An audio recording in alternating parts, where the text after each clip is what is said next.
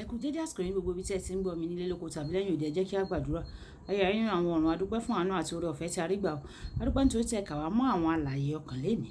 Adúpẹ́ nítorí ọ̀pọ̀ òjò rọ̀ ilẹ̀ fi mu ṣùgbọ́n ẹ fi àánú dá wa sí. Ẹ jẹ́ ká tún rí ọjọ́ ajé mìíràn nínú oṣù kẹwàá.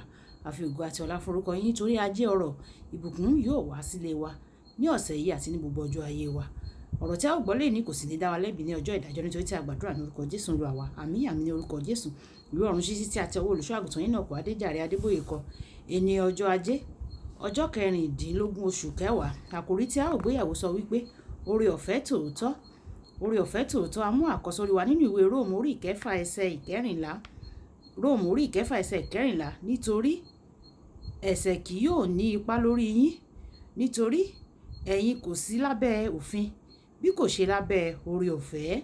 Nígbà tí a mú bíbélì kíkà wa nínú ìwé Táítù orí ìkejì ẹsẹ̀ ìkọkànlá dé ìkejìlá. Ìwé Táítù orí ìkejì ẹsẹ̀ ìkọkànlá dé ìkejìlá tí ó kà báyìí pé nítorí oore ọ̀fẹ́ Ọlọ́run ti mú ìgbàlà fún gbogbo ènìyàn wá ti farahàn. Ó kọ́ wa pé kí a ṣẹ́ àìwà bí Ọlọ́run àti ìfẹ́kùfẹ́ ayé, kí a sì máa wà ní àìrékọjá, ní òdodo àti ní ìwà bí Ọlọ́run ní ayé ìsinsìnyí. Ẹ tẹ́tí bẹ̀rẹ̀ jẹ́ láti gbọ́ ohun tí olùṣọ́ àgùntàn Enoch Adeboye ní fún wa ní èní ọjọ́ ajé. Àwọn ọ̀pọ̀ oníwàásù wọ́n wà lónìí tí ó wí pé níwọ̀n ìgbà tí ènìyàn bá ti di ẹni ìgbàlà, àti gba ẹni náà là láéláé. Nítorí náà ẹni náà lè lọ sí ọ̀run rere kódà bí ó tilẹ̀ ń dẹ́ṣẹ̀. Irọ́ ńlá ni èyí o. Bíbélì tèmi sọ gbangba fún mi pé nínú ìwé Róòmù orí ìkẹfà ẹsẹ̀ ìkàndógún, ǹjẹ́ kí ni kí àwa kí ó máa dẹ́ṣẹ̀ nítorí àwa kò sí lábẹ́ òfin bí kò ṣe lábẹ́ oore ọ̀fẹ́ kí a má rí. Oore ọ̀fẹ́ tòótọ́ máa ń ràn ọ́ lọ́wọ́ láti gbé ìgbé ayé ìwà mímọ́ kàkà kí ó gbà láti dẹ́ṣẹ̀.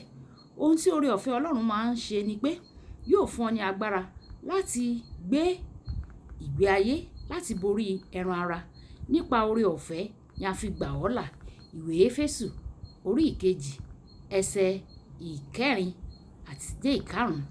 Lẹ́yìn náà oore ọ̀fẹ́ Ọlọ́run tí ó mú ìgbàlà wá fún ọ yóò kọ́ ọ láti gbé ní mímọ́, nítorí oore ọ̀fẹ́ Ọlọ́run tí ń mú ìgbàlà fún gbogbo ènìyàn ti farahàn. Ó kọ́ wa pé kí a má ṣe àìwà bí Ọlọ́run o àti ìfẹ́kùfẹ́ ayé o, kí a sì máa wà ní àìrékọjá, ní òdodo àti ní ìwà bí Ọlọ́run ní ayé ìsinsìnyí. Èyí ni iṣẹ́ oore ọ̀fẹ́ ní tòótọ́ tí Bíbélì sọ nípa rẹ̀.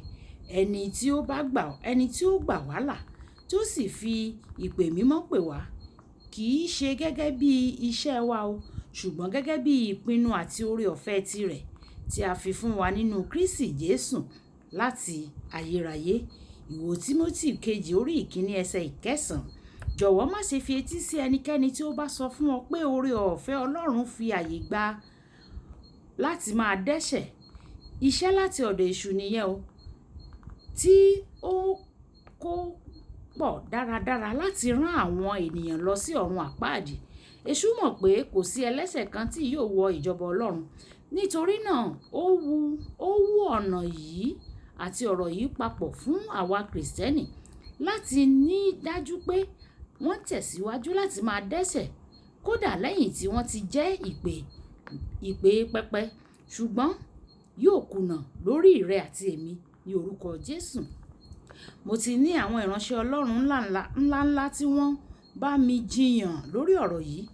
Ní ìgbà gbogbo mo máa ń sọ fún wọn pé ká ní pé òtítọ́ ni ẹ̀ ń sọ. Ní kété tí mo bá fi ayé mi fún Kristi tẹ́lẹ̀, ọ̀run rere dájú kódà bí mo ti ẹ̀ ń dẹ́ṣẹ̀. Ìyẹn túmọ̀ sí pé bí ìgbàsókè bá ṣẹlẹ̀ tàbí àwa méjèèjì kú, a ó jọ lọ sí ọ̀run rere. Ṣùgbọ́n bí ó bá ṣe pé kò rí bẹ́ẹ̀, ìyẹn túmọ̀ sí pé bí ìgbàsókè bá ṣẹlẹ̀ tàbí àjọkú, èmi ò lọ sí ọ̀run rere, ìwọ yóò sì lọ sí ọ̀run àpáàdì. Èyí tó wù kó jẹ́, mo sì jánà o. Màá kúkú mú ọ̀nà tí kò ní ewu. Ìwọ ńkọ́? Èmi á mú ọ̀nà tí kò ní ewu. ìwọ ń kọ́? Kókó ọ̀rọ̀. Oore ọ̀fẹ́ ni àǹfààní láti gbé rékọjá ẹ̀ṣẹ̀, kì í ṣe ìyọ̀ǹda láti dá ẹ̀ṣẹ̀. Kì í dùn púpọ̀, ṣókí lọbẹ̀ oge. Olúwabùkọ́lá Ayako ni ó kọrin sí tèmi. Nígbà tí a ó pàdé lọ́la, ìpàdé bá bí oyin, ó dàbọ̀.